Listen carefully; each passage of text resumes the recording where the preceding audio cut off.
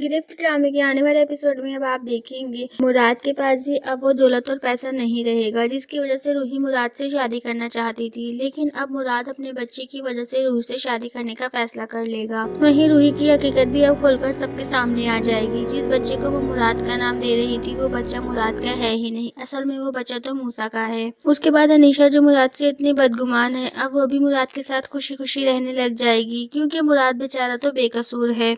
रूही ने ये सब खेल खेला मुराद के साथ भी। मुराद को पता चल जाएगा कि किस तरह रूही ने उसे नींद की गोलियां देकर उसे सुलाया और झूठा इल्जाम लगाया, और मुराद रूही के हाथों बेवकूफ बन गया और उससे ब्लैकमेल होता रहा। इस बच्चे की वजह से वो ब्लैकमेल हो रहा था, वो बच्चा तो उसका है ही नहीं, वो तो मूसा का है। अब अनीशा भी मुराद को माफ करके खुशी खुशी रहने लग जाएगी और उनकी अपनी औलाद भी हो जाएगी। तो दोस्तों, आपको क्या लगता है, क्या रूही का ठिकाना जेल होना चाहिए या उसको इससे भी बेहतर सजा मिलनी चाहिए? कमेंट सेक्शन में हमें बताओ।